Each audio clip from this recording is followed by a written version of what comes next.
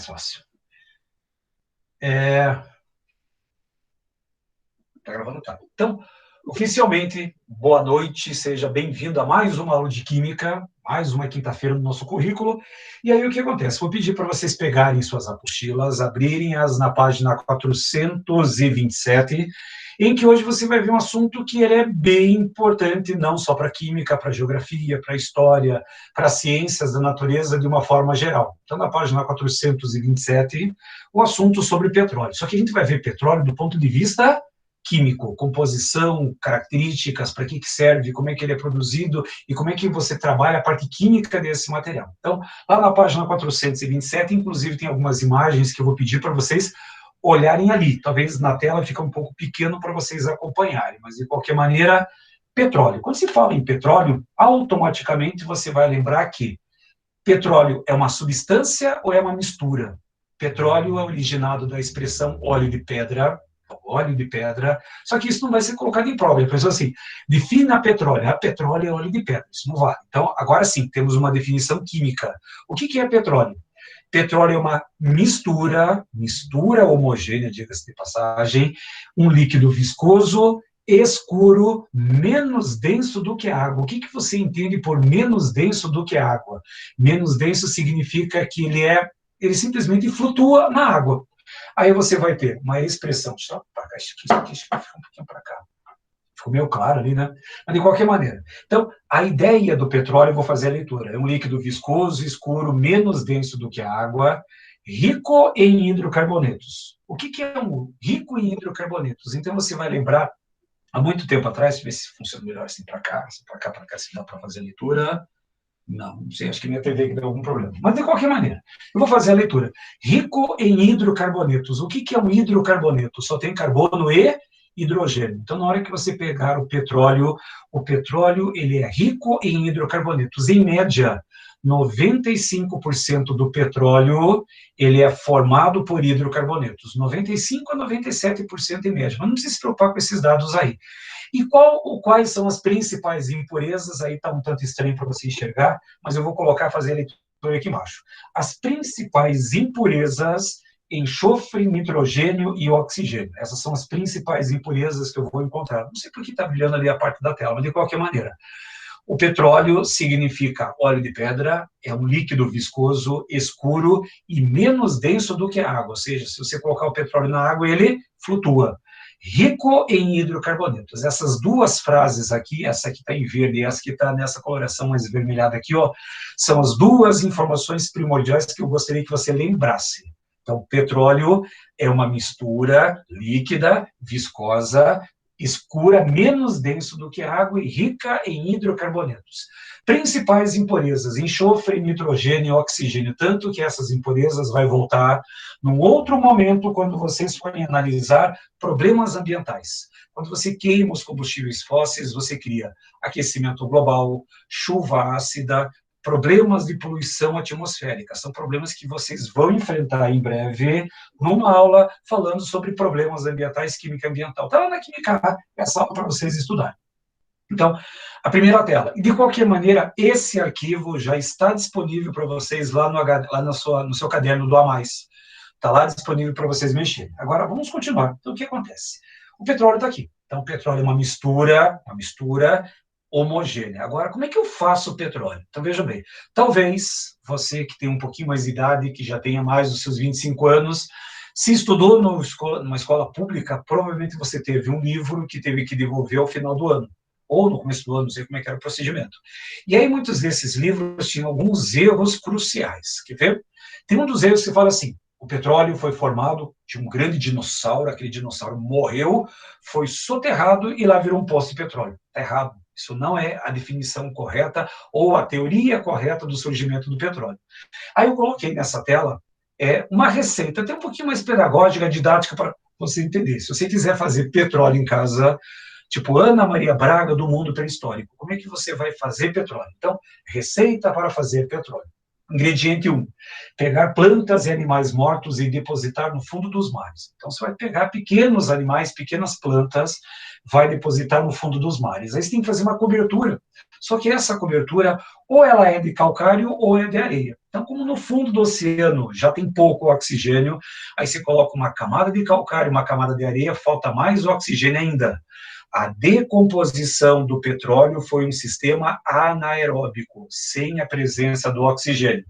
Colocar tudo isso em alta pressão e alta temperatura, aguarda uns 300 milhões de anos, e aí você tem o petróleo. Então, para quem gosta de investimento a longo prazo, está aí a receita para fazer petróleo. Então, cuidado. Aquela história que o dinossauro grande morreu, foi soterrado e virou petróleo, ela não é a teoria mais aceita. A teoria aceita é que pequenos animais, plâncton, microplânctons ou pequenas algas morreram, foram para o fundo dos oceanos, teve lá uma movimentação oceânica, foi coberto por areia e calcário, decomposição anaeróbica de muitos, muitos milhões de anos, aí você tem o petróleo. Então, de uma maneira bem didática, bem simples para você compreender, eu coloco a receita para fazer o petróleo. Professor, isso é importante para uma prova? Muito. O Enem adora esse tipo de sistema. Não sabemos se o Enem vai ser em dezembro, se vai ser em janeiro, mas ele vai acontecer. E o Enem adora petróleo, tanto na prova de ciências humanas, geografia, história,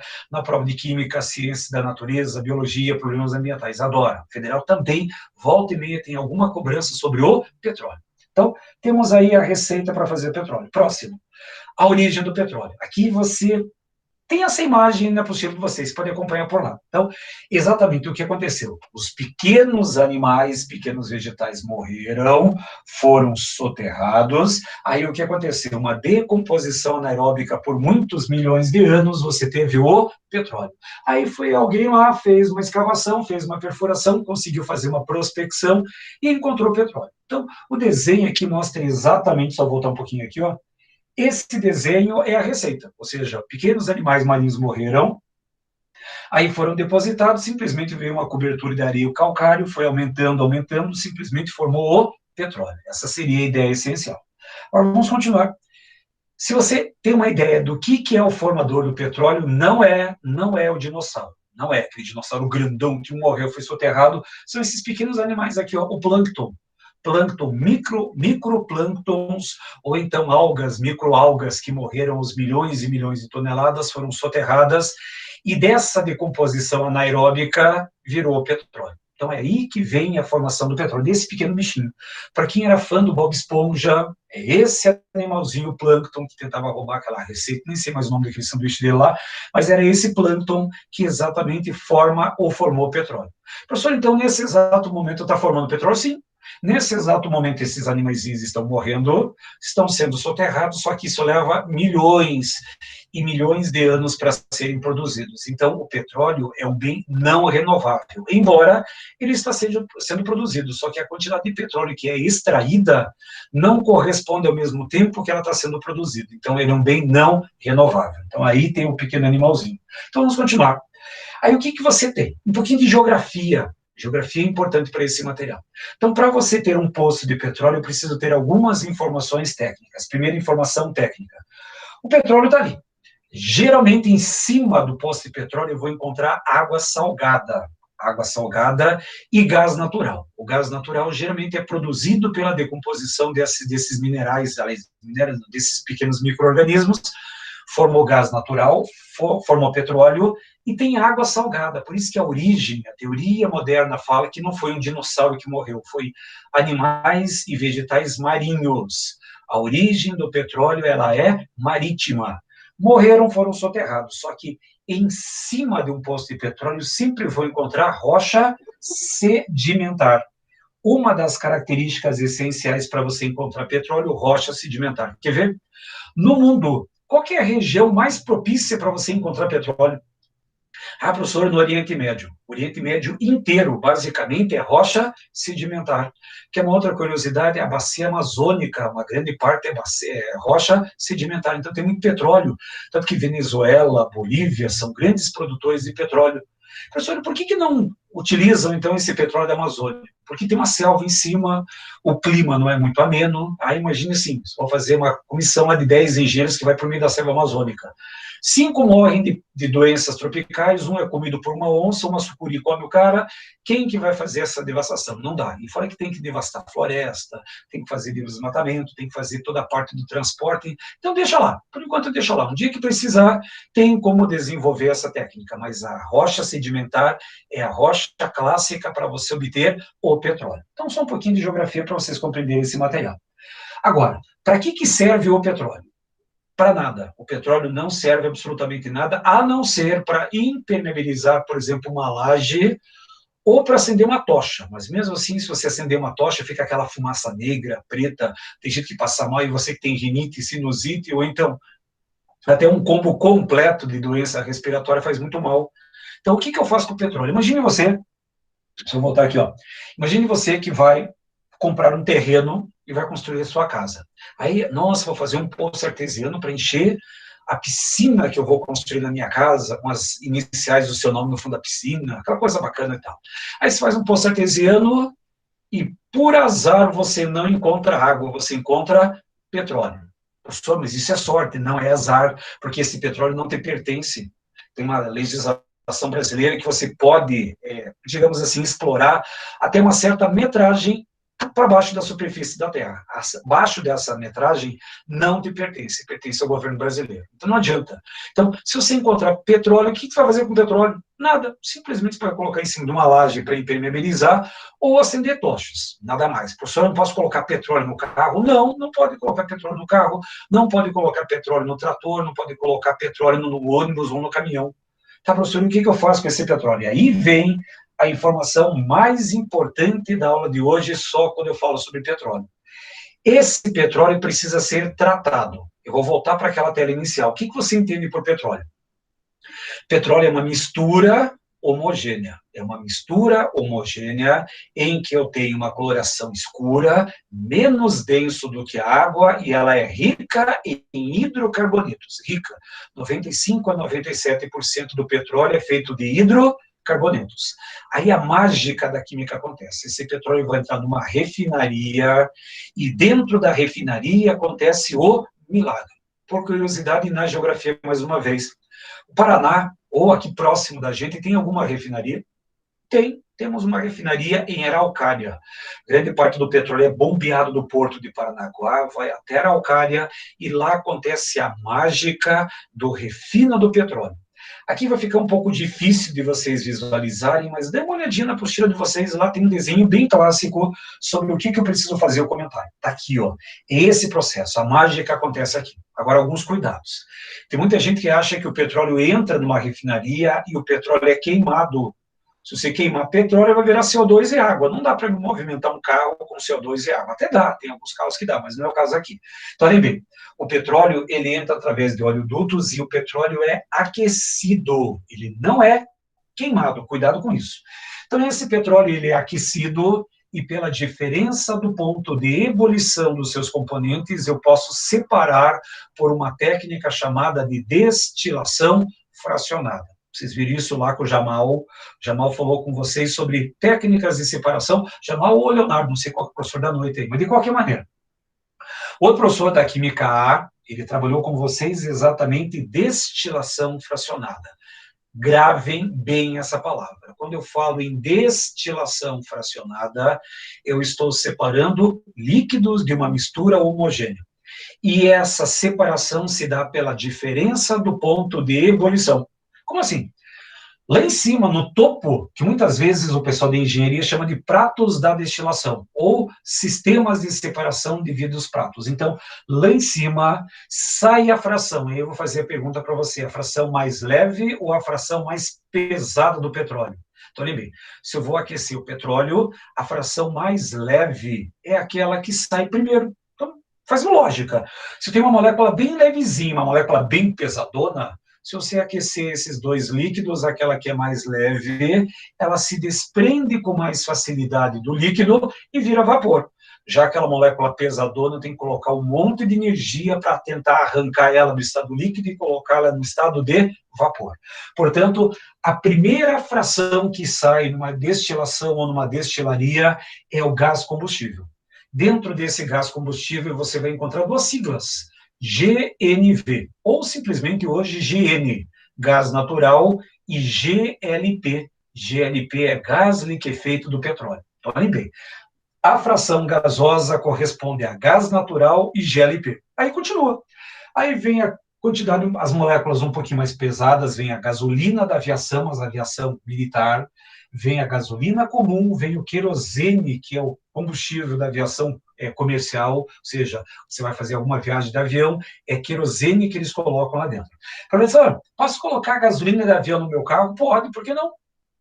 O problema é que quanto melhor for o seu combustível, mais potência você vai dar para o teu motor. Só que quanto mais potência, maior é o gasto desse combustível. E aí tem um probleminha sério. Se bem que hoje o preço da gasolina e do álcool está mais acessível. Mas o querosene, se eu pouco me engano, esse dia no mercado, está em torno de 9, 10 reais o litro. Portanto, você vai colocar 1 litro de querosene a 10 reais. E esse litro de querosene vai fazer no teu carro, um carro que fazia 10 por litro, ia fazer uns 3 ou 4. Então, você imagina, a cada 3 ou 4 quilômetros você vai gastar 10 reais. Não compensa, mas se você quiser colocar gasolina de aviação no teu carro, não tem problema qualquer, ele consegue queimar esse material. Aí vem o óleo diesel, que é utilizado. Vem o óleo combustível, deu uma falha aqui, voltou? Voltou. Então, querosene, vou voltar aqui. Querosene, o óleo diesel, o óleo combustível, óleos lubrificantes e, por fim, a parafina. E lá embaixo, a última coisa que vai sobrar é o piche, é o asfalto. Então, você tem essa imagem na sua apostila, acompanhe por lá. É mais fácil para vocês compreenderem. Então, primeira informação técnica que me interessa. Voltou. Quando eu falo em destilação do petróleo, estou falando em destilação fracionada. As primeiras frações que saem são as frações leves, onde as moléculas são as moléculas mais leves, e o que sai lá no finalzão são as moléculas mais pesadas. Só para você ter uma ideia, existem algumas frações de petróleo que podem compreender mais de 2.000 substâncias diferentes. 2.000 substâncias diferentes. Por isso que quando você vai falar na destilação do petróleo, eu vou falar muitas vezes em grupamentos. O gás combustível geralmente compreende moléculas de 1 a 4 carbonos.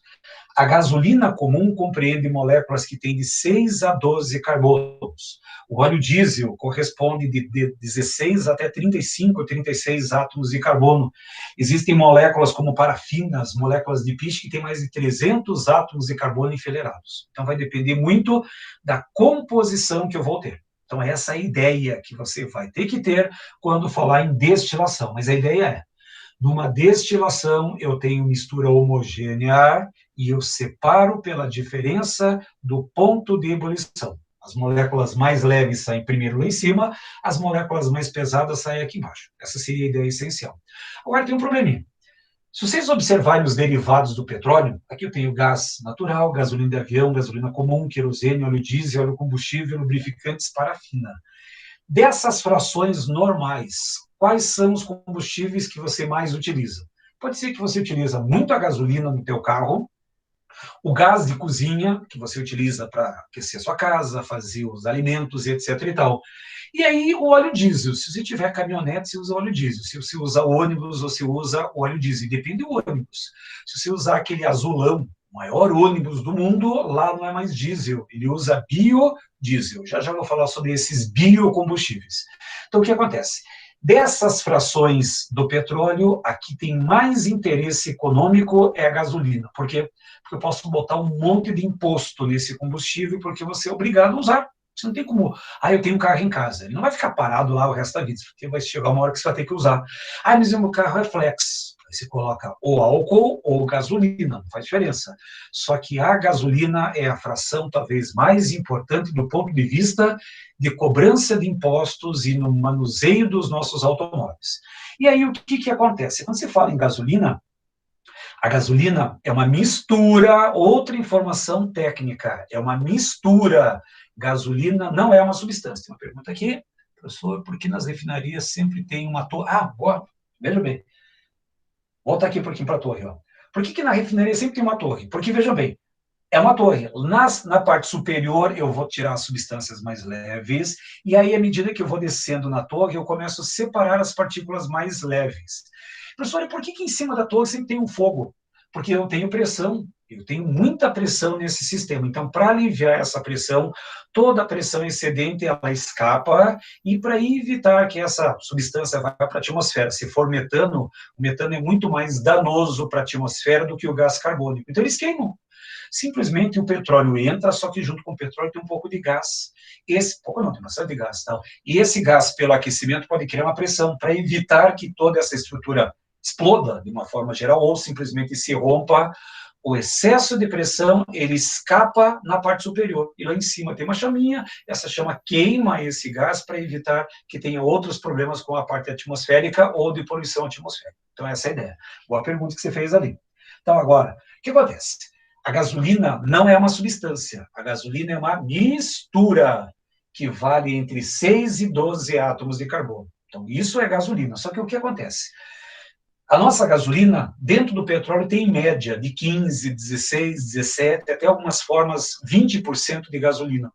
Só que, se eu for pegar apenas o petróleo, eu não consigo obter tanta gasolina como o comércio absorve. E aí vem a pergunta, como que eu posso aumentar a quantidade de gasolina?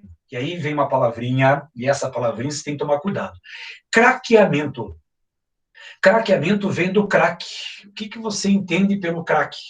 Ai, professor, droga. Não, só por curiosidade. O crack, a droga, crack, não vem da palavra inglesa crack. A droga vem do barulho que ele faz quando é queimada dentro daquele material. Então, o cracking, vem lá do inglês, que significa quebra. Craqueamento é uma quebra. Tanto que algumas vezes você vai encontrar uma outra palavrinha chamada pirólise. Piro, fogo, lise, quebra. Pirólise ou craqueamento. É muito importante isso para o seu vestibular. O que é craqueamento? Aqui eu dou uma definição bem literal, mas eu não preciso me preocupar com ela. Só a palavrinha craque já resolve. Craqueamento é uma quebra. Mas quebra do quê? De uma molécula grandona, com vários carbonos, numa molécula menor, e de preferência moléculas que ficam entre 6 e 12 átomos de carbono para obter mais gasolina. Por exemplo, o óleo diesel. O óleo diesel ele tem 16 átomos de carbono. Vamos pegar um óleo diesel com 16. Se eu pegar esse óleo diesel com 16 átomos de carbono e quebrar exatamente na cadeia no carbono central, quebro, vai ficar 2 cadeias com 8 carbonos. Ou então, poderia pegar uma cadeia com 6, outra com 6 e uma com 4, tem vários catalisadores que fazem esse tipo de quebra. Mas craqueamento é a quebra de uma cadeia grande, que tem uma quantidade maior de carbonos, em cadeias menores. Craqueamento. Craque vem de quebra, pirólise vem de quebra pelo calor. Eu vou colocar a definição química aqui, ó. É um processo químico, ou seja, transforma matéria na quebra de uma molécula, no qual frações que apresentam moléculas grandes são transformadas em moléculas menores, frações mais leves, com auxílio de catalisadores e temperaturas apropriadas. Ou seja, me preocupa a palavra craqueamento. Craqueamento vem de cracking, que significa quebra. É só que você vai ter que lembrar. Então, eu vou pegar uma cadeia grande e vou quebrar em cadeias menores, e essas cadeias menores, gasolina da aviação, gás natural, tem muito valor econômico. Então, essa é a ideia do craqueamento. Falando em gasolina, vamos entrar um pouquinho em autoescola. Octanagem. Provavelmente você já passou em algum posto de combustível e encontrou uma placa assim. Gasolina, tem várias gasolinas com os nomes bem pomposos. Gasolina Podium, gasolina Ultra, gasolina... Tem um monte desses nomes aí. Gasolina Podium, gasolina Mega e não sei o que lá. Com alta octanagem. Alta octanagem. O que significa octanagem? Professor, mas oct não é de 8, sim? Octanagem vem de 8 carbonos, já explico por quê. Então, octanagem indica a resistência da gasolina à compressão da mistura do motor. Se tiver alguém aí que mexa com mecânica, pode confirmar isso para mim depois. Então, Octanagem indica a resistência da gasolina na compressão do motor. Então, ela tem que explodir no momento certo, não é que tem a faísca lá da vela, o combustível explode, o motor 4 tempos. A gasolina entra, é comprimida, vem a faísca, explode, levanta e o gás sai. Ou seja, os 4 tempos do motor. Quanto maior a resistência da mistura, ou seja, quanto maior for a octanagem, melhor é o combustível. Professor, e por que octanagem? Porque o melhor combustível que você encontra do petróleo é um composto chamado 2,2,4 trimetilpentano. Trimetil, são 3 átomos de carbono, com mais 5 carbonos do pentano, 3 com mais 5, 8 carbonos. A octanagem, ela é representada porque essa cadeia tem 8 átomos de carbono, por isso que foi dado o nome de octanagem. Agora, o que acontece? Só que essa gasolina é cara, então você vai colocar gasolina, hoje está 3,30, 3,40, 3,50. Se você colocar essa gasolina Podium, gasolina ultra, gasolina que tem esses vários postos, essa gasolina é muito mais cara, então R$5, R$6 o litro. Pessoal, mas quem que vai abastecer com uma gasolina dessa? Para quem quer um desempenho melhor do motor. Então, para quem tem carro importado muitas vezes, ou tem o seu carro e não usa muito esse carro, vale muito a pena colocar esse tipo de gasolina, porque ela tem uma série de aditivos, uma série de detergentes, uma série de substâncias que melhoram a performance e a limpeza do motor. Então, para melhorar a resistência, adiciona-se antidetonantes. Então, a nossa gasolina é uma gasolina. Vocês têm uma pergunta? Carros de corrida usam qual tipo de gasolina? Depende. Então, carros da Fórmula 1, por exemplo, eles utilizam uma gasolina. Uma gasolina Podium, essas gasolinas de, se pouco me engano, já utilizam outro tipo de mistura. Eles usam metanol misturado com nitro e outros combustíveis. Para quem gosta de Velozes e Furiosos, tipo assim, conexão, Velozes e Furiosos 39, conexão Centro-Boqueirão. Aí o cara pega aquele carro lá na Marechal Floriano, dá aquela arrancada sensacional que você vê nos filmes. Eles usam uma combinação de combustíveis especiais de alta octanagem misturados com nitro. Ou seja, eles misturam os carros nitrados, além da gasolina especial, eles utilizam também um componente especial que é o nitrometano.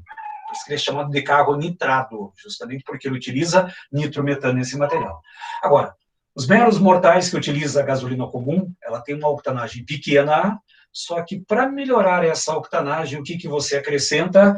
Antidetonantes. E aqui no Brasil, nós utilizamos como antidetonante o álcool etílico ou etanol. Para quem tem carro, se você tem carro, dá uma olhadinha no teu manual. Qual dos dois combustíveis dá maior potência para o seu motor? A gasolina ou o etanol? Se você olhar no manual do carro, você vai perceber que o etanol ele dá maior potência para o seu motor. Ah, professor, mas gasta mais. Por que quando você vai abastecer, já reparou que tem uma continha que o pessoal faz, se bem que é uma continha, então muitas vezes não dá certo. Você multiplica o preço da gasolina por 0,7. Por que 0,7? Se você colocar gasolina no carro ou álcool no carro, os dois vão queimar. Só que o álcool ele traz uma potência maior para o seu carro e, em contrapartida, ele gasta mais. Ele gasta mais do que a gasolina. Por isso que quando você coloca gasolina, nossa, quando eu coloco gasolina, eu gasto 10, faço 10 km por litro. Quando eu coloco etanol, faz 77 km por litro. Ou seja, essa diferença de 30% está exatamente no aumento de potência que o motor produz quando você coloca etanol comparado com a gasolina. Professor, então quer dizer que se eu colocar etanol, ele é melhor para o meu motor? Se você for analisar do ponto de vista de potência, ele é melhor. E fora que é um combustível que é menos poluente do que a gasolina. Se for de um posto de boa procedência, se tiver um álcool de boa qualidade, que muitas vezes você vai nesses postos aí que o álcool é meio duvidoso, os caras colocam água lá dentro. Aí danifica a corrosão dos motores, aí tem aquela história assim, professor, mas o álcool no inverno, hoje os carros flex já tem lá um aquecedor do combustível, tem aquela injeção da gasolina, já não tem mais esse problema. Agora, para quem já tem uma certa idade, vai lembrar daqueles carros dos anos 80, que você tinha afogador, tinha que ligar acordar 3 horas mais cedo para ligar o carro, é isso? Vamos conseguir ver a resposta final. Mas, de qualquer maneira, o álcool é um aditivo. Então, é isso que nós vamos ter. Então, você vai ter o processo. E aí tem o gás. Hoje nós temos o gás natural. Então, o gás natural, ele tem um valor menor. Só que se você analisar, ele tem uma potência maior ainda. Só que ele gasta mais. Tanto que você tem aqueles cilindros de 15 metros cúbicos. 15 metros cúbicos são 15 mil litros de gás. Então, você consegue rodar com um cilindro desse 200 quilômetros, 250 quilômetros. Não sei como é que funciona a parte de quilometragem, mas ele é subsidiado, ou seja, ele tem um certo incentivo, tem um combustível mais barato. Mas, se falando em combustível, o melhor combustível seria o metano, menos poluente, daria menos problemas de corrosão no nosso motor. Aí vem o álcool e, por último, vem a gasolina. Então, seria dessa forma que você vai trabalhar com esses sistemas. Vou continuar. Agora, terminamos o petróleo. Então, o petróleo não tem muita coisa para você estudar. Então, o que você precisa lembrar sobre o petróleo? Que o petróleo é uma mistura homogênea. Essa é uma frase principal. Mistura homogênea, rica em hidrocarbonetos, carbono e hidrogênio, principais impurezas. Só que essas impurezas vão voltar depois. Sobre problemas ambientais, chuva ácida, aquecimento global, poluição gasosa, eu vou falar sobre esses poluentes aí. Aí, para você separar os componentes do petróleo, eu utilizo uma destilação fracionada. Eu vou numa refinaria. E lá eu separo gás natural, gasolina de aviação, gasolina comum, querosene, óleo diesel, vai separando conforme aumenta a cadeia carbônica. Dessa maneira que você vai mexer. Agora, nós temos um outro combustível fóssil chamado carvão mineral. Professor, carvão mineral que coloca na churrasqueira? Não, isso é carvão vegetal. O carvão mineral, e esse sim, ele foi produzido por grandes florestas que foram soterradas por algum evento, foram soterradas e levou alguns milhões, repare, 250 milhões de anos para sofrer uma decomposição. Então, aquela floresta foi soterrada, e aí lentamente aquela madeira começou a virar apenas o carvão. E esse carvão, dependendo da quantidade de carbono, ele pode ser separado da seguinte forma. A turfa, que tem 60% de carbono, o lignito, 70%, a hulha, que é bem comum aqui no Brasil, de 80% a 85% de carbono, e o antracito, que é mais de 90%. Então, a forma mais pura de carvão que você encontra é o antracito. No Brasil, aqui na região do sul de Santa Catarina, Criciúma, Tubarão, Uruçanga, lá nós encontramos grandes quantidades de hulha. Professor, para que serve o carvão mineral? Ah, ele serve para fazer churrasco. Não. Primeiro que se coloca carvão mineral numa churrasqueira, arrebenta a churrasqueira pela quantidade calorífica que eu tenho armazenada lá dentro. Para que serve o carvão? Então, vamos começar a pensar da seguinte forma. O carvão, ele é utilizado em termoelétricas para produção de energia térmica que vai gerar uma turbina que vai gerar depois energia elétrica. Mas o carvão, ele é colocado dentro de um forno a seco, não vai água, e quando você faz uma pirólise a seco da hulha, você vai ter algumas frações. Olha só. A fase gasosa hoje é usada em termoelétrica, é usado como combustível em caldeiras, mas ele foi muitas vezes chamado, no período anterior, de gás de iluminação. Por quê? Porque quando ainda não tinha energia elétrica, eles canalizavam esse gás do carvão, colocavam nas praças públicas e você acendia como se fosse uma vela. Então, aquele gás era um processo natural, então ele era jogado para a atmosfera, canalizava e virava gás de iluminação. Então, ele iluminava as praças, iluminava algumas ruas em algumas regiões que eram ricas desse material. A fase líquida, então, na hora que você aquece aquele carvão, a fase líquida, águas amoniacais, ou seja, rica em amônia, ricas em nitrogênio, fração líquida utilizada para a fabricação de fertilizantes. Alcatrão da hulha. Alcatrão da hulha é uma fração rica em hidrocarbonetos aromáticos, como benzeno, tolueno, naftaleno. Muito utilizado na indústria química para a produção de medicamentos, explosivos, plásticos, de uma forma geral. E a fase sólida, que talvez seja a parte mais importante do carvão, é o coque. Esse coque é a fração sólida utilizada na indústria siderúrgica. Para e pensa. Para que serve uma indústria siderúrgica? Para a produção do aço. Portanto, quando eu falo em carvão mineral, uma das mais importantes utilizações do carvão mineral é para a fabricação do aço. A indústria siderúrgica. É lógico que eles não desperdiçam o resto, porque eles querem mesmo a fase sólida. Só que o que eu faço? Pego a fase gasosa, inclusive essa fase gasosa vai alimentar a caldeira que vai aquecer esse carvão mineral, águas amoniacais vão formar fertilizantes, Alcatrão da hulha vai para a indústria orgânica para formar uma série de outros produtos, mas a fase sólida, essa tem um destino clássico, ela vai para a indústria do aço, a indústria siderúrgica. Então, aí o que acontece? O xisto bituminoso. Então, só volta um pouquinho só para encerrar ali, ó. Então, o carvão que me interessa são poucas informações. Da onde que ele veio? Da decomposição anaeróbica de grandes florestas. Para que serve o carvão? Ele serve principalmente para a indústria siderúrgica, mas a fase gasosa alimenta a caldeira termoelétrica, águas amoniacais e alcatrão da hulha, fase líquida, serve para fertilizantes, e o alcatrão da hulha para a indústria orgânica, para a fabricação de um monte de compostos que derivam de cadeias aromáticas. Agora, aqui perto entre aspas, São Mateus do Sul, nós temos uma usina de xisto betuminoso. Uma bonita, hein? Xisto betuminoso. Até enche a boca para falar um negócio desses. Então, xisto é o nome dado a um conjunto de rochas sedimentares originados sob temperatura e pressão elevadas, contendo matéria orgânica impregnada em seu meio mineral, sendo uma fonte de energia não renovável. A matéria orgânica, o betume, disseminada em seu meio, é quase fluida, sendo facilmente extraída após a extração do óleo, e se será destilado como petróleo. Então, o xisto bituminoso é como se fosse um petróleo, só que esse petróleo está impregnado na rocha. Então, você vai ter que pegar lá o trator, tirar o petróleo, tirar aquele xisto dele, vai ser moído, aí ele vai dentro de um forno, daí dentro do forno ele vai ser aquecido e eu consigo retirar o óleo.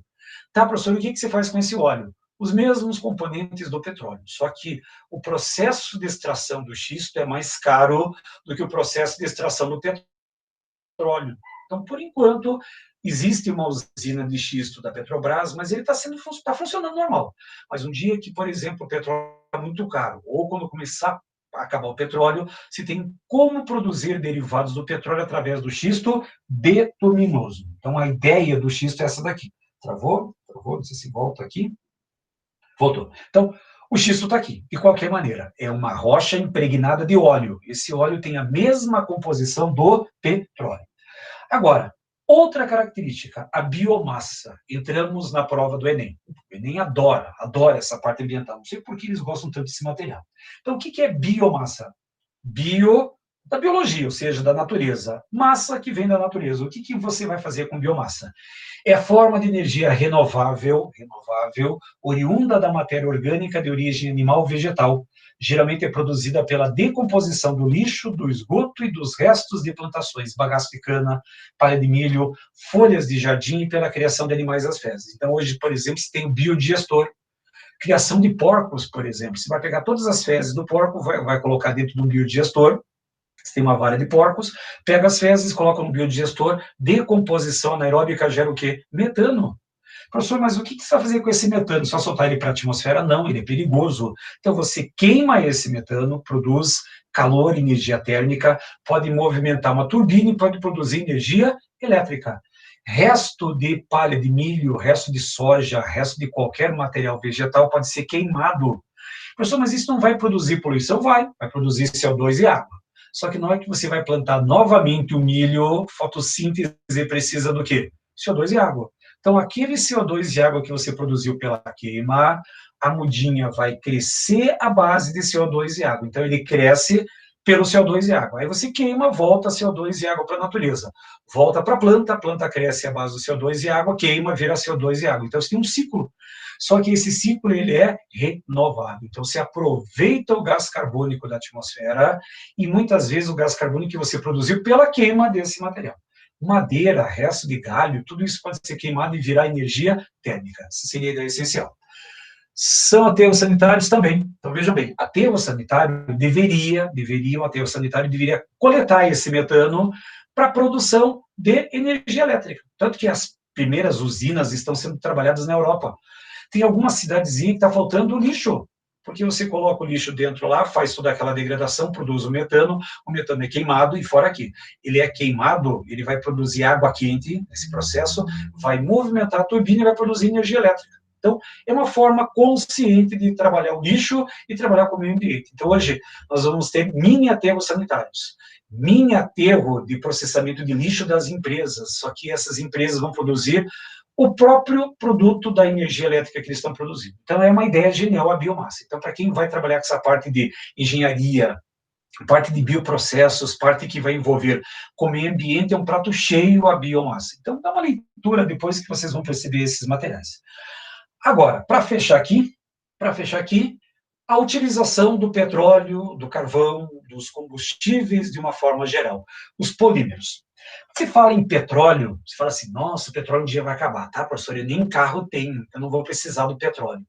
Só que os combustíveis é uma pequenininha mesmo, uma pequena fração dos derivados do petróleo. Só que eu vou começar essa aula, não sei se eu consigo terminar hoje, mas de qualquer maneira, semana que vem eu termino essa parte de polímeros, que é um assunto bem extenso, e já entro com a parte de bioquímica. Aí nós fechamos a parte de química orgânica. Quando eu falo em muitos, meros, fórmula. Para quem lembra, isomeria.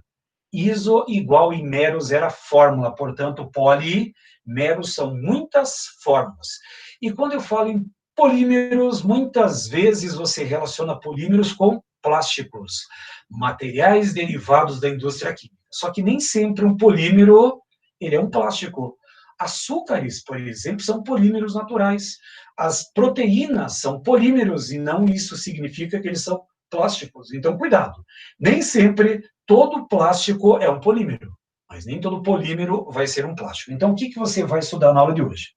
Você vai começar a estudar os principais polímeros. Primeiramente, vamos definir o que é um polímero. Polímeros são macromoléculas. Macromoléculas gigantescas. São moléculas com muita quantidade de carbono, muita mesmo. Formadas pela união de várias moléculas menores, que podem ser iguais ou diferentes. Faltou uma vírgula aqui. Menores, iguais ou diferentes. E essas moléculas menores são chamadas de monômeros. Não sei se vai dar para enxergar aí, mas eu vou dar uma situação. Eu tenho um clipe. É um clipe de papel mesmo. Então, muitas vezes, você recebe na tua mão 100 clipes separados. O que você faz com esses clipes? Ah, professor, eu faço uma correntinha. Só que você percebe que essa correntinha é a união de vários clipes menores. Então, vou pegar o clipe 1, vou grudar no 2, vou grudar no 3, no 4, no 5, no 6, no 7, no centésimo. Mas tem uma corrente de clipes. O clipe é um monômero. É a estrutura básica para você fazer essa corrente. E a corrente inteira é o meu polímero. Se você segurar o primeiro clipe, ele fica simplesmente pendurado. Você vê todos eles pendurados numa sequência. Esse é o polímero. Na indústria química é parecido. Eu vou pegar uma estrutura pequenininha, só que essa estrutura pequenininha eu vou grudar nela própria, eu vou colocando uma cadeia maior. Ah, mas eu tenho um clipezinho pequeno. Se você pegar outro clipezinho pequeno e grudar vários clipes, você vai ter uma estrutura grande, que pode chegar a alguns metros, centenas de metros, até tem aquele povo louco lá que pega milhões de clipes para fazer correntes gigantescas de quilômetros. Lá você teria o polímero. Então, mono, um só. E poli, várias estruturas de repetição. Isso é o polímero. Agora, informação de vestibular.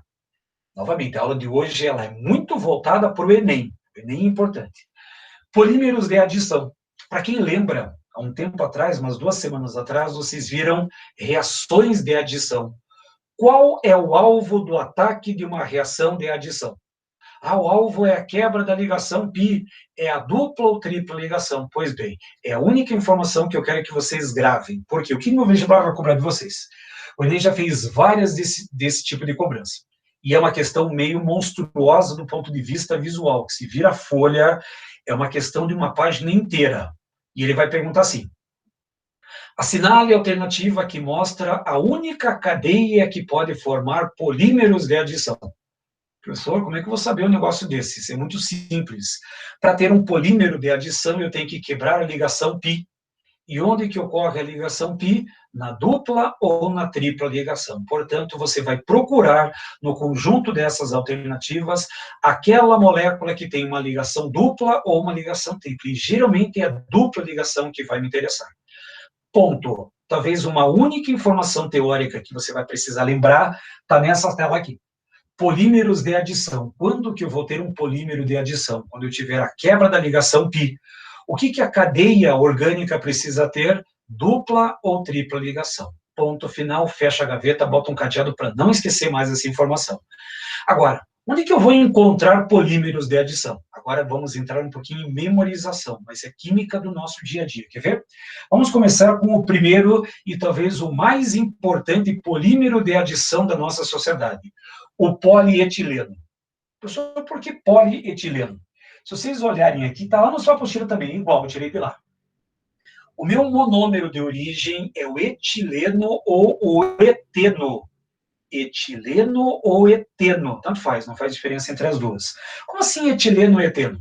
Aí eu vou pegar esse etileno, vou quebrar a dupla ligação e vai ficar um fragmento. Só que esse fragmento de 2 carbonos, repare, ele vai se repetindo. 2, 3, 4, 5, 6, 7, 8, 9, 20, 30, 40 mil, 1 milhão de vezes. Professor, qual que é o limite? O limite é o limite físico do nosso material, mas eu posso ter bilhões de bilhões de bilhões de átomos de carbonos enfileirados. Isso é o polietileno. Por quê? Porque ele é derivado do etileno ou do eteno. Você vai ver na sua apostila que tem o eteno. E aqui eu tenho a estrutura do polietileno, ou seja, uma estrutura grandona, gigante, com vários carbonos. E para que serve o polietileno? É o plástico da nossa sociedade de consumo. Sacola de mercado, se bem que hoje algumas sacolas já têm outros materiais embutidos, mas o seu aparelho de telefone celular, o seu eletroeletrônico, o seu eletrodoméstico, se você entrar naquelas antigas lojas de 199, hoje não é mais 199, tem outros valores. Então, aqueles produtos importados lá é o reinado do polietileno. Então, pote que você tem em casa, porta-escova de dente, material plástico que você tem em casa, todos esses materiais que são baratos são feitos à base de polietileno. Embalagem de alimento. Nossa, comprei um salgadinho, tem uma embalagem plástica, essa embalagem plástica é de polietileno. Então, sacolas plásticas, toalhas, garrafas, revestimentos de fios elétricos, embalagens, brinquedo é clássico. Hoje, 99,9% dos brinquedos, ou não sei qual é a porcentagem que eles estão inventando, eles vêm da China. Aliás, grande parte dos materiais que você usa no dia a dia vem da China. E qual o material que eles usam para ser barato? Polietileno. E qual é a vantagem? É barato. E qual é a desvantagem? Quebra que é uma beleza. Brinquedo muitas vezes está na caixa assim, se agita a caixa assim, não é que abre já está quebrado. Tem uma porta quebrada. Para quem tem um pouquinho mais de idade aí, vai lembrar dos seus brinquedos da infância. Alguns de vocês conseguiram guardar brinquedos da infância. As minhas talvez são mais cuidadosas. Guardar as bonecas, guardar alguns brinquedos. O homem, geralmente, é um ser destruidor. Ele pegava o carrinho, pau, já quebrava. Pegava o avião voa. Nunca se dá avião para criança, porque ele vai fazer o avião voar. Na hora que o avião pousava, já se destroçava inteiro. Então, a ideia só não vale Hot Wheels, que Hot Wheels é de coleção. Então, não é brinquedo. Brinquedo é aquele que você brincava, batia com as paredes, assim, quebrava. Porque era feito de polietileno. Esse é o primeiro. Agora, segundo, na sua apostila, PTFE. Parece até uma sigla de partido político, mas é uma sigla do nosso composto, que é politetrafluoretileno. Politetrafluoretileno ou eteno. Repare o nosso composto. Dá uma olhadinha na tua apostila. Eu tenho 2 carbonos e tenho 4 átomos de flúor. Se eu fosse dar nome para esse composto, como eu tenho 4 átomos de flúor, tetra, flúor, 2 carbonos et, dupla em, terminação O. Tetrafluoreteno ou tetrafluoretileno. Se eu arrebentar aquela dupla ligação, lembra da teoria? Para ser um polímero de adição, eu tenho que quebrar a ligação π e vai formar o meu polímero. Tanto que você vai perceber aqui, ó, tem um N na frente. O que é esse N? O N representa uma quantidade muito, mas muito grande de moléculas de tetrafluoretileno. Arrebenta a dupla ligação e esse fragmento se repete N vezes. Professor, para que serve o politetrafluoretileno? Com o nome desse é mais fácil ter um nome comercial. E o nome comercial, nome fantasia, é chamado de Teflon. Opa, Teflon você sabe para que serve. Ah, professor, eu tenho uma frigideira de Teflon, tem uma panela de Teflon. O meu ferro elétrico tem um revestimento de Teflon. Qual é a grande vantagem do Teflon? Ele é antiaderente. Porém, eu vou deixar um desafio para você pesquisar. Não dá tempo de responder aqui, mas vou deixar uma pulga atrás da orelha. O Teflon, a princípio, ele é 100% antiaderente. Nada gruda. Se você tem uma boa panela de Teflon, você pode fritar um ovo e o ovo não gruda. Mas uma boa panela, que muitas vezes tem essas panelas meio vagabundas que a gente compra de R$7 aí, e o ovo gruda. Aí você pega aquela colher de ferro e deixa fica aquele rastro embaixo. Já estragou sua panela. Mas tem algumas panelas que são caras, e essas panelas têm várias camadas de Teflon. Se joga o ovo lá, ele não gruda. Se joga a carne, ela não gruda. Mas o grande desafio é, se o Teflon é 100% antiaderente, como é que grudaram o Teflon na panela? Vou deixar vocês pensarem. Para quem gosta de desafios, vai pensar um pouquinho. Então, veja bem, o Teflon é 100% antiaderente. Então, se nada gruda, como é que grudaram o Teflon na panela? Pensa um pouquinho depois, vai pensar um pouquinho depois, vai pesquisar a respeito. Então, revestimento de cabos, condutores de eletricidade, panelas, fita veda-rosca, aquela famosa fita veda-rosca, ela é feita de Teflon. Daí o nosso segundo polímero. Professor, como é que cai isso em prova? E aí é que entra um pouco a memorização. Normalmente, as questões de prova, eles vão colocar na primeira coluna alguns polímeros e na segunda coluna aplicações. Então, você vai ter que relacionar polímero com aplicação. Por isso que estou fazendo esse material. E depois secou. Vai olhar depois, mas é quase isso. Mas tem um outro fatorzinho aí, que é um fator de temperatura que entra em ação. Então, o politetrafluoretileno, ele é antiaderente, mas como é que grudaram ele na panela? Nosso colega, não sei o que respondeu ali, é quase isso. Mas, de qualquer maneira, você já tem uma ideia. Agora, próximo polímero importante, tem o tempo? Tem. PVC. Esse é bem famoso das televisões. Tem algumas propagandas que falam assim: fuja do mico, tubos e conexões em PVC é da marca tal. Ou então agora tem uma concorrente que sem querer você repete, Amanco, você repete 2 vezes o material.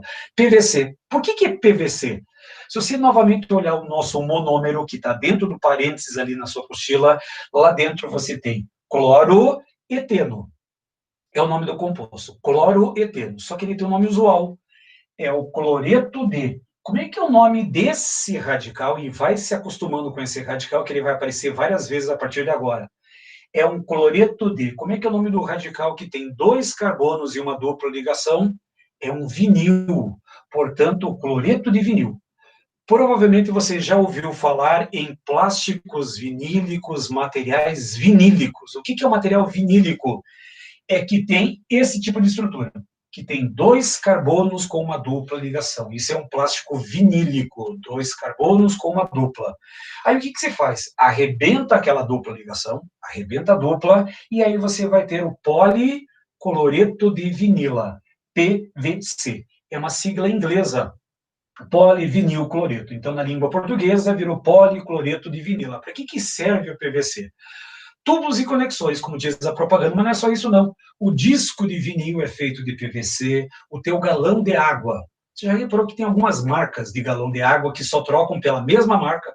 Nossa, eu tenho uma água mineral da marca X. Só troca pela mesma marca, não troca por uma outra. Por quê? Porque aquele galão provavelmente é feito de PVC. E uma outra curiosidade, você já viu um galão desses quebrado? Ou tenta quebrar um galão desse em casa. Coloca o galão assim na calçada, vem correndo, dá uma bicuda nesse galão. Professor, vazio, lógico, né? Vai deixar ele cheio, vai quebrar teu pé. Mas ele quica e ele não quebra, justamente porque é um material resistente chamado PVC, policloreto de vinila. Esse é o material que você vai encontrar. Então, quando eu falo em PVC, tubos, conexões, sapatos, filmes para embalagens, sabe quando você compra uma fruta? Você corta ela no meio para ela não oxidar, você coloca um plástico em volta. Esse plástico é feito de PVC. Então, é um outro tipo de sistema que você vai aplicar. Capas de chuva, discos, são exemplos que vocês vão encontrar. Próximo, polipropileno. Poli, muitos. Prop indica quantos átomos de carbono? 3 átomos de carbono. Então, polipropileno é derivado desse composto que está no parênteses. Olha na apostila que é mais difícil para você enxergar. 1, 2, 3. Tem 3 átomos de carbono. Você tem 3 carbonos prop, dupla ligação em terminação O, propeno. Só que esse propeno pode ser chamado de propileno. Propileno.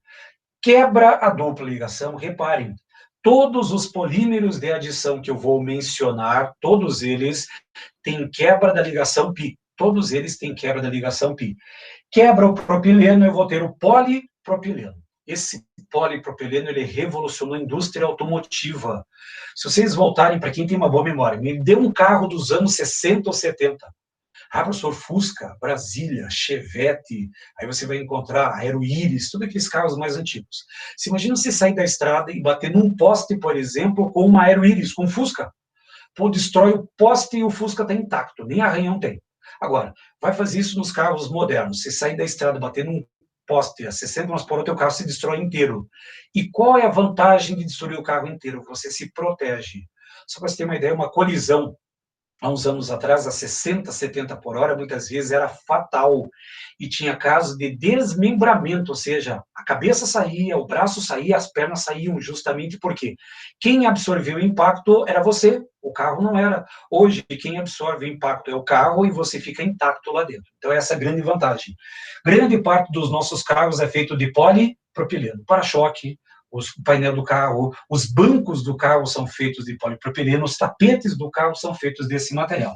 E além do que, os capachos, os tapetes que você encontra na entrada ou na saída da sua casa, as cadeiras de plástico, aquela cadeira de plástico clássica que você encontra na escola, que saudades delas, né? Ou aquela cadeira de plástico que se tem em casa, é feita de polipropileno, e a famosa caneta esferográfica, o tubo, ela é feita de polipropileno. Que é uma estratégia, pega uma caneta dessas e tenta quebrar. Até você consegue quebrar na primeira vez. Agora pega aquele pedaço pequenininho e tenta quebrar de novo. Pô, é quase inquebrável. Na hora que você quebra, faz um barulho tremendo, porque na hora que quebra, todo o impacto é colocado ali, toda a energia é colocada no plástico para ele quebrar.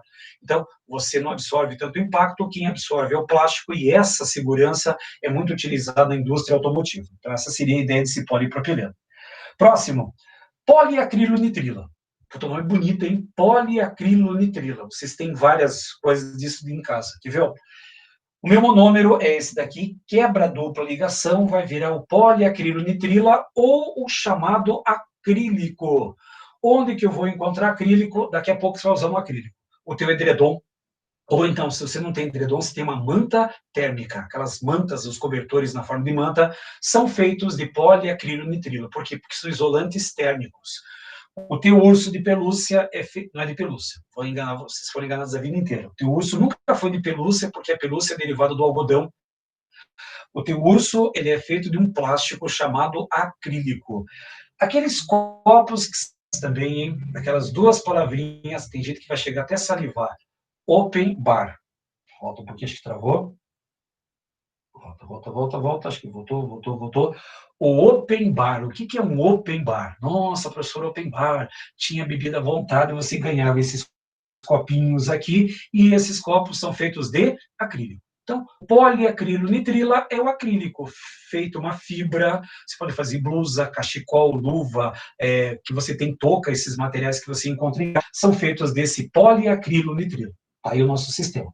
Agora, o próximo polímero. Então, acrílico está aí. O próximo polímero, até para encerrar a nossa aula, o poliestireno.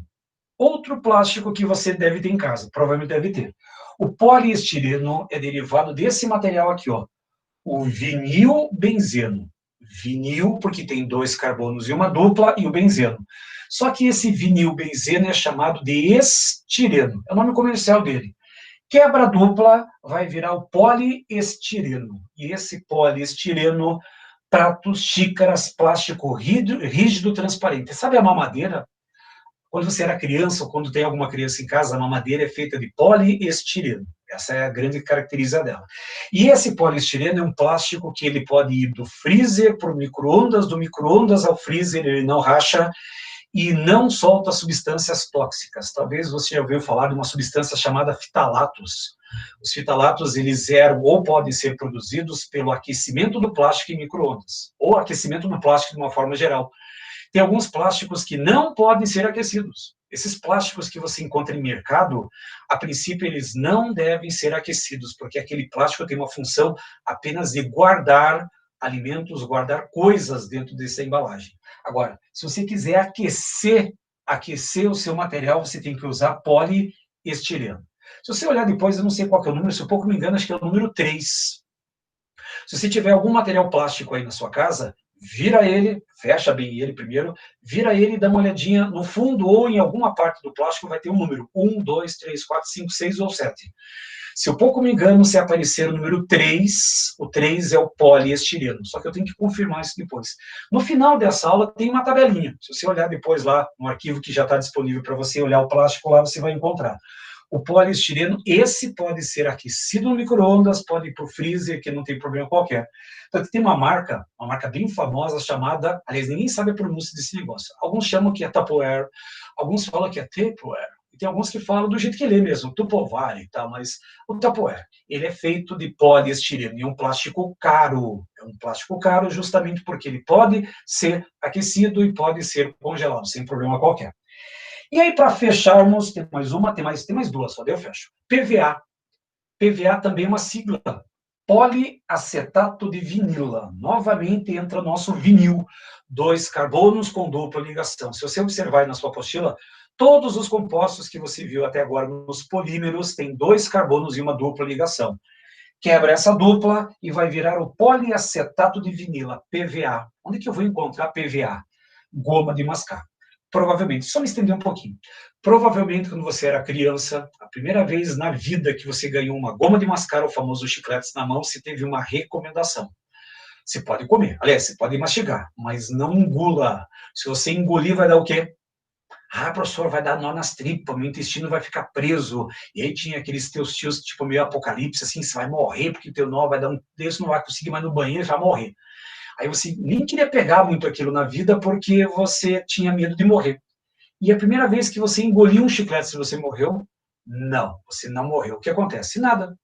É lógico que não é saudável ficar engolindo chicletes, mas ele vai para o teu estômago não consegue fazer digestão, manda para o intestino, cedo ou tarde ele vai sair junto com os outros materiais que estão presos lá. Então, é lógico que você não vai, eu vou comer chicletes agora, eu vou engolir toda vez. Pode dar azia, pode dar gastrite, excesso de acidez, não é saudável, mas não acontece absolutamente nada porque ele não é digerível pelo nosso sistema. Cola à base de PVA, cola branca. Essa cola branca que você tinha, Tenaz, as marcas famosas, era feita de PVA. E também tem tintas e adesivos feitos à base de PVA. Aquele seu caderno que tinha os adesivos, quando tem Copa do Mundo, tem os álbuns de figurinhas, são feitos à base desse adesivo PVA. E aí, para encerrar o nosso último radical, que tem o radical etil, o vinil, é o plexiglass. Não precisa se preocupar muito, mas para quem tem lente de contato, a lente de contato é feito desse polímero, o polimeta-acrilato de metila. Então vai virar o polimeta-acrilato de metila, ou um nome fantasia chamado de plexiglass. Aquela massinha que os dentistas usam para fazer... Não, isso lá não é o PVA. Aquela massinha é um outro polímero, que quando você coloca uma luz azul, aquele ultravioleta, ele endurece. Lá é um outro polímero.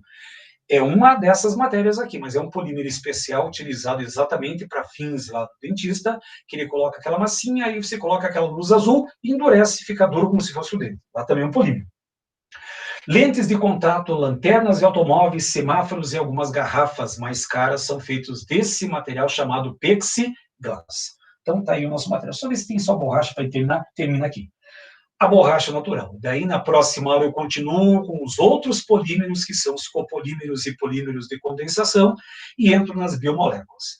Borracha natural. Então, para quem conhece o ciclo da borracha, tem uma árvore chamada seringueira, aí você faz pequenos sulcos nessa árvore e sai o látex. Aí você pega aquela seiva, coloca ela na fumaça, aquece e você vai ter esse material, o isopreno. Só que tem um probleminha. O isopreno, quando é quente, ele fica mole e pegajoso, e quando é frio, fica duro e quebradiço. Portanto, eu não consigo fazer um pneu com borracha 100% natural. O que um cara chamado Charles Goodyear fez? Ele misturou nessa borracha natural uma certa porcentagem de enxofre. E hoje o que você tem no comércio é a chamada borracha vulcanizada. O que é a borracha vulcanizada? É a borracha natural com 6 a 7% de enxofre. Por isso que você tem o pneu de borracha, você tem o patinho de borracha, você tem um solado do seu calçado de borracha, tem vários materiais de borracha que são feitos à base desse material, que é um polímero natural chamado isopreno. Então, encerro aqui, já dei nosso sinal. Que saudade do sinal, já deu nosso tempo. Eu encerro os polímeros aqui. Se você quiser adiantar a leitura, pode adiantar. Só que semana que vem eu vou continuar em cima desse material. Lá no seu caderno do A Mais, eu vou colocar o arquivo completo dessa semana e já da semana que vem. Se você quiser já adiantar o expediente, pode estar à vontade. Estão lá os cadernos que você tem da resolução dos testes da sua apostila também para você fazer a sua devida consulta. Então, encerro aqui. Se alguém tiver alguma duvidazinha rapidinha, eu vou parar por aqui, mas vou só encerrar a nossa gravação. Uma ótima quinta-feira, tenha uma ótima quinta-feira, um ótimo final de semana, um abraço para você, um abraço para os seus familiares. Vejo você na quinta-feira da semana que vem. Um abraço e tchau. Fechou? Fechou.